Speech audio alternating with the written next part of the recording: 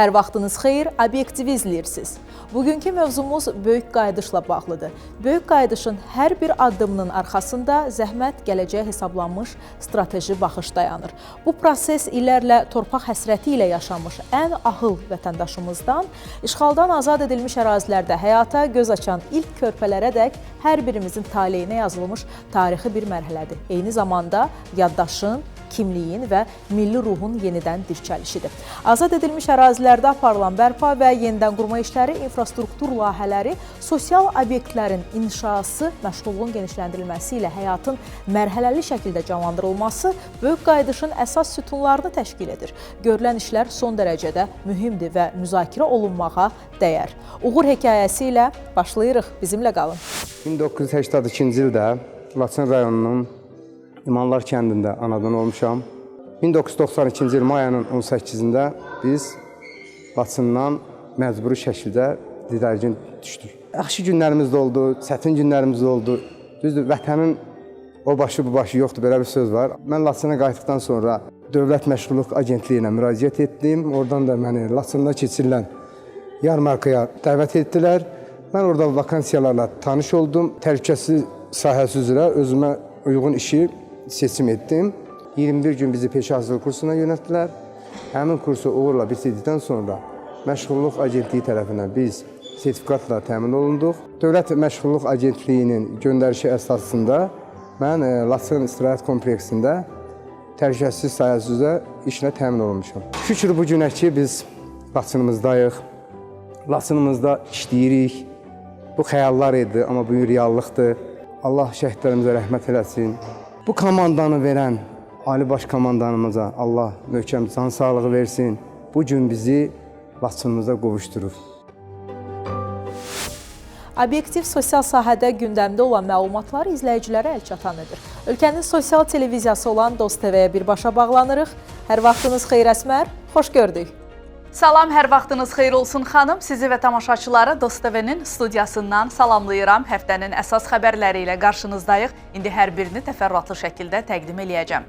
Prezident İlham Əliyevin yeni sərəncamı ilə 2-ci Dünya müharibəsi iştirakçılarına 2750 manat, həlak olmuş və ya sonralar vəfat etmiş döyüşçülərin dul arvadlarına, arxa cəbhədə fədakar əməyinə görə orden və medallar da təltif edilmiş və sənəddə nəzərdə tutulan digər şəxslərə 1500 manat bir dəfəlik maddi yardım ödəniləcək. Sərəncamın ümumilikdə 2000-ə yaxın şəxsə şamil olunacağı gözlənilir. Dost İnklüziv İnkişaf və Yaradıcılıq Mərkəzində xalq yazıçısı Elçin Əfəndiyevin Hövsan Soğanı piyesi əsasında hazırlanmış tamaşanın premyerası olub. Tamaşa mərkəzin təlimçisi, tanınmış aktyor Elşən Əsgərovun rejissorluğu və mərkəzdə səhnə ifaçılığı və aktyorluq sənəti istiqaməti üzrə təlimlərdə iştirak edən benefisiarların iştirakı ilə 3 aydan çox müddətdə ərsəyə gəlib. Azərbaycan hökuməti tərəfindən Suriya Ərəb Respublikasından ölkəmizə repatriasiya olunmuş daha 5 nəfər vətəndaşımız Sosial Xidmətlər Agentliyinin müvafiq sosial xidmət müəssisəsinə yerləşdirilib.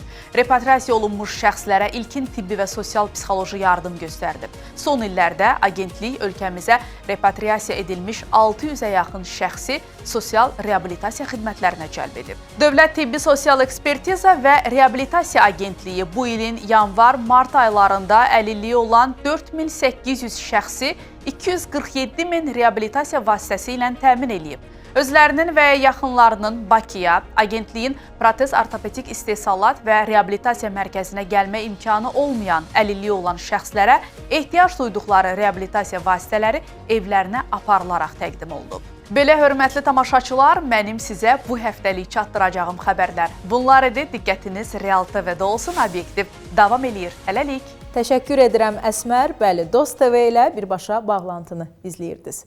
Böyük qayıdış proqramının regiona və vətəndaşlara təsiri Obyektivin diqqət mərkəzindədir. Proqramın icrası zamanı sürət, eyni zamanda keyfiyyət balansını qorumaq önəmlidir. Buna necə nail olunduğunu studiyamızın qonağı Dövlət Məşğulluq Agentliyinin İdarə Heyəti sədrinin müavini Ramal Quluzadə ilə müzakirə edəcəyik. Ramal müəllim, xoş gəlmişsiniz, xoş gördük sizi studiyamızda. Təşəkkür edirəm dəvətiniz üçün.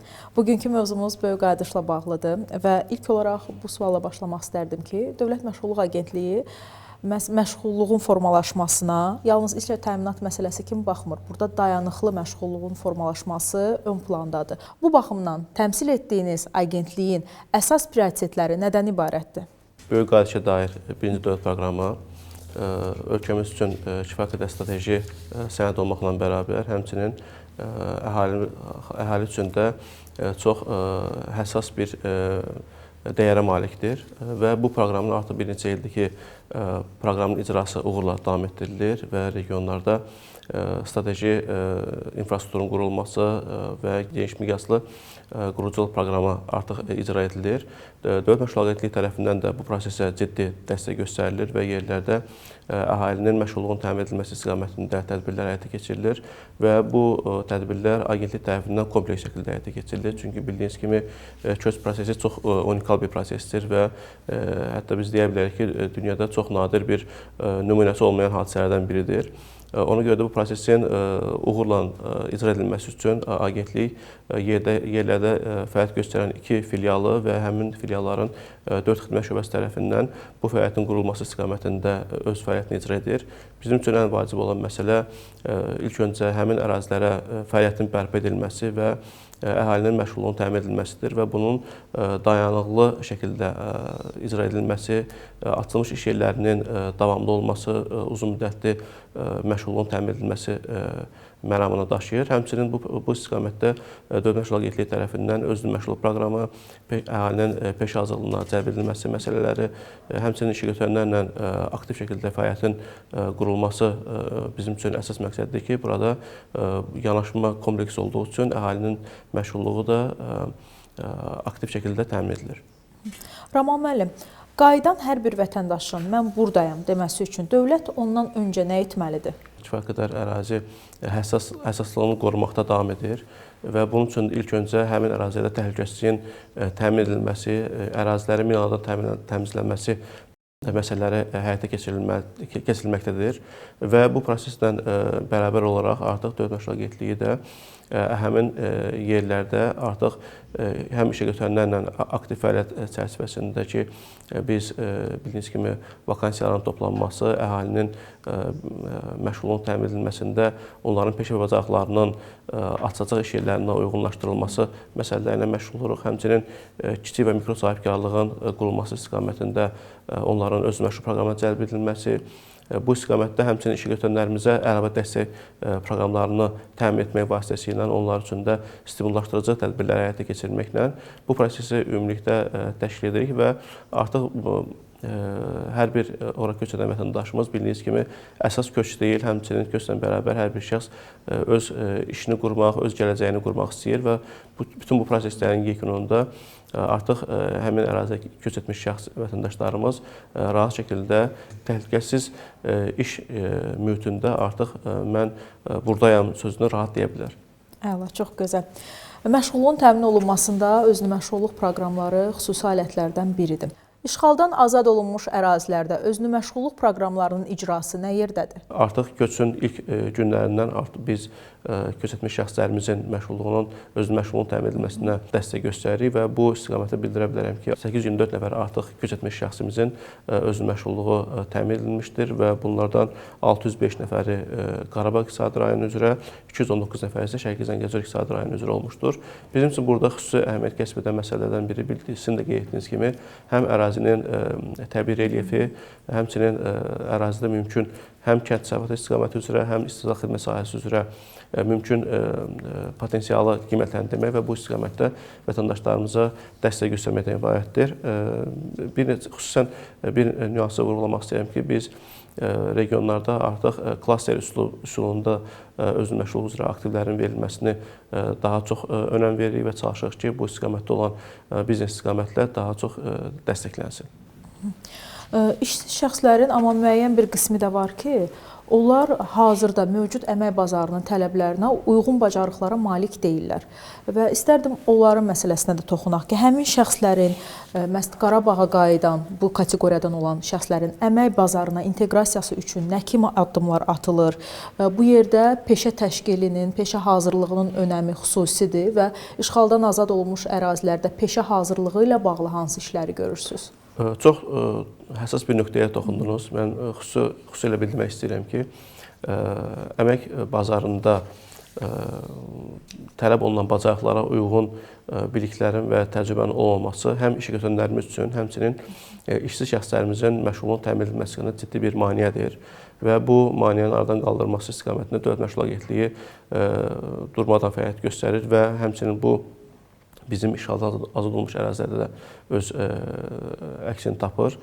Biz regionda həm işəgötürənlərimizlə sıx əməkdaşlıq çərçivəsində onların bazalarında peşə hazırlıqlarının təşkilini məsələsini həyata keçiririk. Həmçinin bildirmək istəyirəm ki, bizim regionda yerləşən ən böyük peşə hazırlıq mərkəzlərimizdən biri olan Qarabağ Peşə Hazırlıq Mərkəzi fəaliyyət göstərir və burada da biz həmin peşə hazırlıq mərkəzinin maddi-texniki bazası əsasında işğaldan azad olmuş ərazilərdə məskunlaşmış şəxslərimizin, həmçinin həmin ərazilərdə işləmək istəyən şəxslərimizin peşə hazırlığının əmək bazarına uyğunlaşdırılması ilə bağlı məsələləri biz müntəzəm həyata keçiririk və bu ərazidə köçən şəxslərimizin böyük əksəriyyəti hal-hazırda ölkənin müxtəlif ərazilərində məskunlaşmış şəxslərdirlər və onlar bu və digər formada müxtəlif işlərdə çalışırlar, müxtəlif şəkildə öz həyatlarını qurmuş şəxslərdirlər və ona görə də həmin şəxslərin köç edərkən artıq yerlərdə bu və digər istehsalat sahələrində, fabriklərdə, zavodlarda onların məşğulluğunun təmin edilməsi bəzən fərqli peşə hazırlıqlarının öyrədilməsini və onlara fərqli bilik və bacarıqlar öyrədilməsini bizdən tələb edir və biz bu istiqamətdə onlara müntəzəm dəstəyimizi göstəririk. Rəman müəllim, söhbətimiz yaxşı gedir, amma kiçik bir fasiləmiz var. Ardınca yenidən studiyamızda söhbətimizi davam etdirəcəyik. Bəli, Əmək və Əhalinin Sosial Müdafiəsi Nazirliyinin əmək və məşğulluq alt sistemində işə götürənlər üçün yeni xidmət istifadəyə verilib. Dövlət satın almalarında iştirak edən şirkətlər üçün tələb olunan mühüm sənədlərdən biri artıq elektron formatda əldə oluna bilir. Bu sənəd işə götürənlərin əmək qanunvericiliyinə əməl etməsi ilə bağlı müəyyən məlumatları özündə əks etdirir və əvvəlki dövrlərdə tətbiq olunan inzibati tədbirlərlə bağlı göstəriciləri əhatə edir. Əmək və Əhalinin Sosial Müdafiəsi Nazirliyinin tabeliyində Dövlət Məşğulluq Agentliyi və Dost Rəqəmsal İnnovasiyalar tərəfindən özəl tədris müəssisələrinin peşə hazırlığı kurslarının təşkili ilə bağlı müraciət prosesi elektronlaşdırılıb. Yeniliyə əsasən tədris müəssisələri müvafiq kursların təşkili üçün müraciətlərini artıq birbaşa əmək və məşğulluq alt sistemi əmas vasitəsilə elektron qaydada həyata keçirə bilərlər. Prosesin bütün mərhələləri elektronlaşdırılmışdır. Müraciətdən başlamış, sertifikatın alınmasına, imtahanın verilməsinə qədər olan dövr. Belə ki, artıq bir neçə müddətdir ki, həm müdavimlər, həm də peşə hazırlığı təqdim edən keçən müəssisələr sistem üzərindən müraciət edirlər. Bu müraciətlər agentliyin əməkdaşları tərəfindən sistem üzərindən emal olunur. Belə ki, müraciətlərin edilməsi, onların qiymətləndirilməsi, komissiyanın qərarının protokolla, elektron protokolla rəsmiləşdirilməsi, uyğun görülən müəssisələr arasında elektron müqavilələrin bağlanması, müdavimlərin aidiyyəti kurslara yönləndirilməsi, onların uyğunluğunun yoxlanılması, kursların təşkil edilməsi, davamiyyətin həyata keçirilməsi, imtahanların təşkili və bütün proseslər sistem üzərindən həyata keçirilir. Bunun üçün əmasa daxil olaraq peşə hazırlığı bölməsinin peşə hazırlığı müəssisələrinin əməkdaşlıq müraciəti hissəsindən yeni müraciətə keçid etmək tələb olunur. Sistemin əsas xüsusiyyətlərindən biri də onun bir sıra informasiya sistemlərlə inteqrasiya olunmasıdır. Bu həm digər dövlət orqanları, həm də Nazirliyin mərkəzləşdirilmiş elektron informasiya sisteminin digər alt sistemləridir. Bu da həm müdavimlərə, həm agentliyin əməkdaşlarına, həm də peşə hazırlığı keçən müəssisələrə böyük üstünlüklər verir. Belə ki, müəssisələr bəzi sənədlər təqdim edirdilər. Sistem tərəfindən bəzi məlumatların yoxlanılması onları bu öhdəlikdən azad etmişdir. O cümlədən də müdavimlərin məlumatları sistem üzərindən yoxlanılır. Bu imkan müraciət prosesinin daha operativ, şəffaf və səmərəli şəkildə idarə olunmasına, sənədlərin tam elektron qaydada təqdim edilməsinə şərait yaradır. Əsas məşğulluq alətlərindən biri işlə təminatdır. Bu proses necə təşkil edilir və hazırda ümumi mənzərə necədir? Şəxsin öz təminatını qurmaq üçün ən vacib məsələ onun işləməsidir, işlə məşğul olmasıdır və sabit aylıq gəlirin olması insanlarımızı daha çox muzlu əməyə sövq edir və ona görə də bu məsələ agentliyin daimi diqqətindədir və biz regionlarda xüsusən bu kimi tədbirlərin həyata keçirilməsini diqqətdə saxlayırıq. Bildiyiniz ki, prosesin ilk öncə vətəndaşlarımız qeydiyyatı məsələsidir. Biz onları qeydə alırıq, onlara fərdi məşğul proqramlar tərtib edilir və ərazilərdə olan işə götürənlərdəki vakansiyalar emal edilir, onlarla sıx əməkdaşlıq edilərək onların tələbləri öyrənilir vakansiyalar üzrə və vətəndaşlarımızın da bilik, bacarıqları, keçmiş təcrübələri analiz edildikdən sonra işə götürənlərə bununla bağlı müxtəlif məlumatlar yönləndirilir, həmin şəxslər təqdimatları edilir.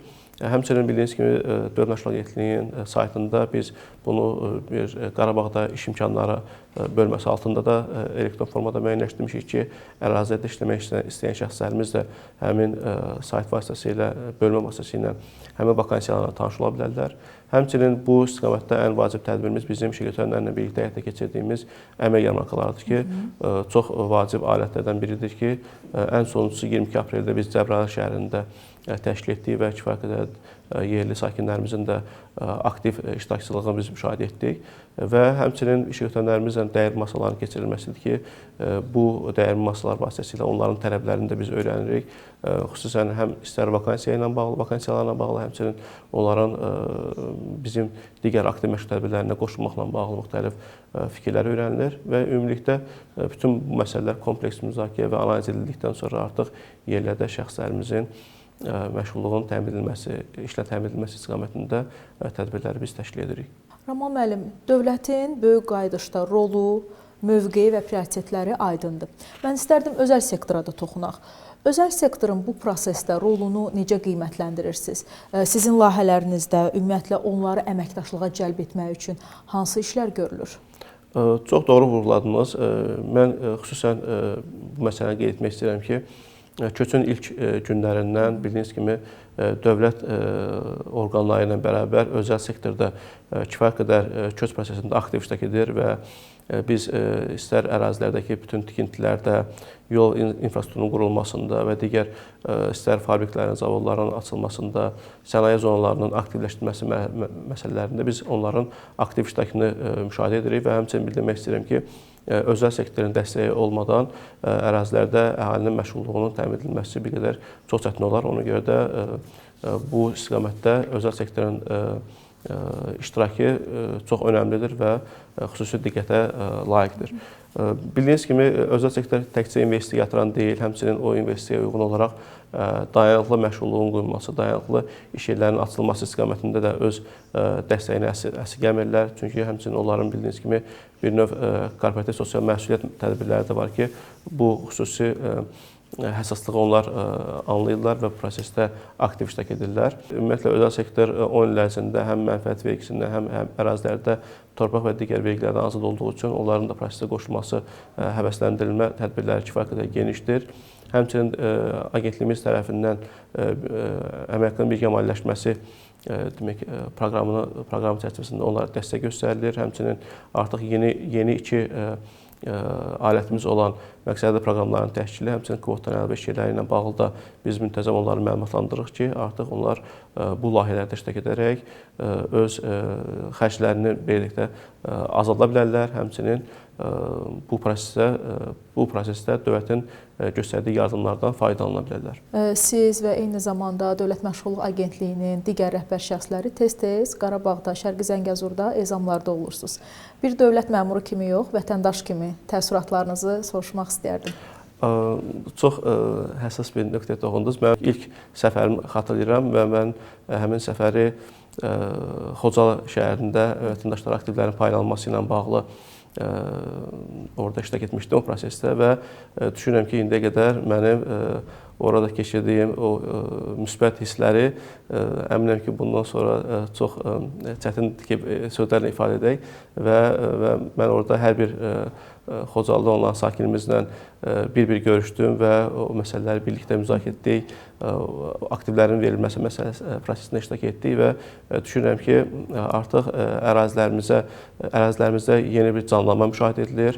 Əhali artıq bu köç prosesində aktiv iştirak edir. Onlar artıq öz ata-baba yurdlarına qayıtmağın sevincini yaşayırlar və düşünürəm ki, bu proses ardıcıl şəkildə davam etdikcə, köç intensivləşdikcə və insanlarımız kütləvi köç prosesi davam etdikcə biz artıq daha müsbət geri dönüşlər, daha fərqli həyat hekayələri, daha fərqli uğur hekayələri eşidəcəyik və bunun sevincini birlikdə bölüşəcəyik. Çox gözəl, təşəkkür edirəm səmimi söhbət üçün və sondakı təəssüratlar hissəsi həqiqətən də çox maraqlı oldu. Hər zaman qeyd edirəm, Böyük Qayıdış uzun bir yoldur, amma nəticələri və uğurları hər birimizi sevindirir. Ona görə də Böyük Qayıdış gözəl bir yoldur. Uğurlar arzulayıram fəaliyyətinizdə. Çox sağ olun, minnətdaram. Sağ olun. Böyük Qayıdış yalnız qayıtmaq deyil, qalmaq məsələsidir. Qalmaq üçün isə iş, bacarıq və iqtisadi imkan lazımdır. Bugün məhz bu sualların cavablarını axtardıq. Bizi izlədiyiniz üçün təşəkkür edirik. Hələlik.